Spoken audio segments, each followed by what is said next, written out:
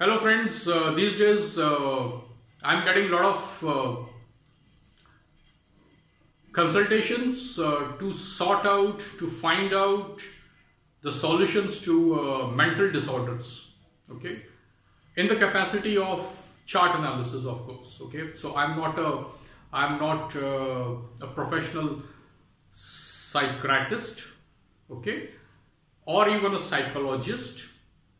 But we do understand the basics from an astrological perspective. So here I am trying to understand from the chart if the person has any serious mental disorder, and if yes, how serious is that, and can that be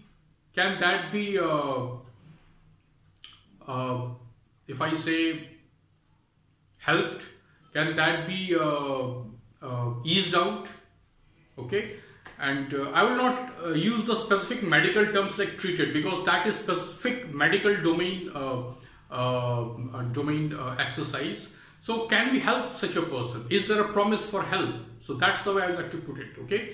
So this is based on the astrology logic, the basics of it, okay? So this is not something that I am trying to create something, all right? So let's jump into that. So if you were to look at mental issues, which are the planets and the houses? This is simple, right? The Lagna, that is ascendant, its Lord, ascendant Lord. Fourth house, its Lord. The Moon, Mercury, fifth house and its Lord. So how many things I mentioned? 8. The Lagna and its Lord. Fourth house and its Lord, fifth house and its Lord, 6. Now Moon and Mercury.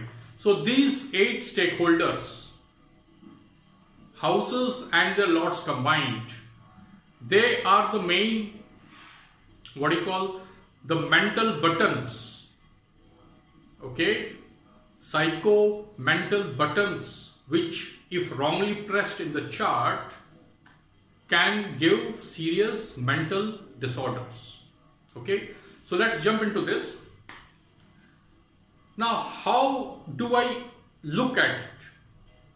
What's right, what's not right in the chart as far as mental health is concerned, okay. The formula is very simple, if there is a formula, okay. If this house, houses and the lords are directly impacted by natural malefics. In many cases, you will see that the natural malefic himself or herself, the planet that is lord of one of these houses, that is first house, fourth house and fifth house, okay. So we are looking at a scenario where these 8 stakeholders in the chart, how many of them have direct impact of natural malefics, which are Mars, Saturn, Rahu, Ketu and also Sun, okay, Sun included. So how do I see the impact? Is it conjunct with these 8 stakeholders? Now if a planet, for example Saturn, is placed in 4th house, so that is like saying it is conjunct the 4th house, okay. Conjunction is a word we used in the context of a planet to planet, but if a planet is placed in a house, so it is placed in the house, so it has a direct impact on the house, okay, right. So out of these 8 stakeholders, you have to see how many of them have direct impact of natural malefics. If it is itself a natural malefic, for example, let's say in Capricorn ascendant, Mars is the lord of 4th house. So is Mars getting aspected or is conjunct or is in exchange or parivartan yoga with any other malefic like Saturn, okay, or is it conjunct Rahu or Ketu or even Sun, okay. So that will count as that, yes, a natural malefic influence is there on that factor. So out of these 8 factors, how many are impacted by natural malefics? Okay, so if it is anything like 7 or 8 or even 6, then it indicates a problem. Now that indicates a problem, that doesn't establish a problem. Sorry. Now we will see if, let's say, 4th house lord or let's say moon, okay, if these are impacted, that is aspected or conjunct or in exchange yoga or mutual aspect, are these under influence of a natural malefic? If yes, so is there also an influence of a natural benefic other than that planet itself? So let's say 4th lord is Venus, and let's say Venus is under influence from Saturn, okay, is under influence from Saturn. Let's say it is conjunct Saturn, okay, Venus the lord of 4th house, if it is conjunct Saturn, so yes, there is a natural influence, natural malefic influence on the 4th house lord. But is there also a natural benefic influence, for example Mercury or Jupiter or even moon? Yes or no? So if it is yes, so well, it is not such a serious situation. It is serious when there is no relief from natural benefic or they are very weak. Okay, natural benefic influence will show the promise to fight it out, promise for a good solution, a medical treatment or an astro remedy, whatever you like to call it. But can the person come out of it? So the malefic planet's influence on these 8 stakeholders, the higher the more, okay, the situation is more difficult if there are more influence. All these factors are influenced by the natural malefics, and there is hardly any help from natural benefic, hardly or no help. So it is always a 60-40, 70-30, 80-20 kind of a battle. Everyone has a psychological challenge, understand this, okay?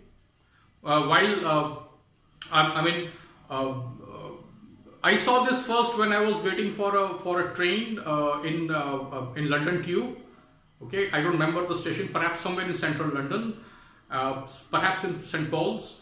I mean, you are looking at the advertising billboards, before the train comes, okay, unless you are looking at your mobile phone. So I saw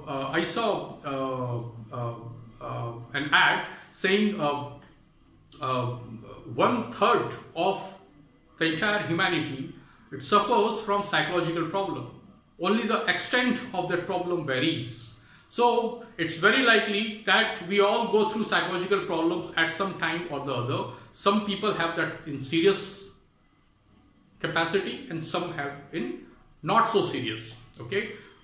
So these aspects from the natural malefics on these 8 stakeholders, they show the mental challenges. The aspect or association from the natural benefics show that the problem has been reduced or has been eliminated, or the promise of a solution, okay? Now the strength of the planets play a very important role. But if, the people who are outright, lunatic, you'll see that they have all these 8 aspects badly aspected, and in most often you'll see that single planet, a single natural malefic, okay, is influencing 2-3 of the stakeholders together without any relief from a natural benefic. You often see that only 2 planets, for example, like Saturn and Rahu, they are influencing all these planets alone, and they are very strong, and the natural benefics are not looking at them, okay? And if they are looking, they are weak. So that shows some promise of a relief, okay? The times and the periods and the dasha, whatever they have to operate for the relief to happen, okay? But we are talking of how the person is wired by default since birth. We are looking at a natal chart. So this is how you look at the psychological problems. In the next video, I will take up a couple of charts just to see how this works. And before I go, this system, very simple system, has been taught by legendary Jagannath Bhasin sir. Okay, he has given this simple way to look at psychological and mental problems. Psychological problems could be of minor nature, but mental problems are severe disorders. Okay, so the severity has to be seen, the extent to which these 8 stakeholders are impacted. But for sure, Moon and Mercury need to be impacted. These are not optional. Once these are negatively impacted, and the Lagna Lord, these 3, then remaining 5 are to be seen. Okay, whether there is an influence on these or not. The severe the influence, the more complicated and complex the problem is. Okay, and as I said, the natural benefits would show that that problem is minimized right at the birth, or in the future is there any solution or relief from that mental problem. Okay, so that's about it in this video, friends. I've tried to organize this scattered system into one consolidated way to look at the mental and psychological disorders. Okay, so as usual, you can ask me questions and I will answer them theoretically in this video. However, if you are looking for live chart examples, hold on for my next video, which will be the part 2 of this video, where I take example charts. Alright, so till then, you enjoy your weekend then. Thank you.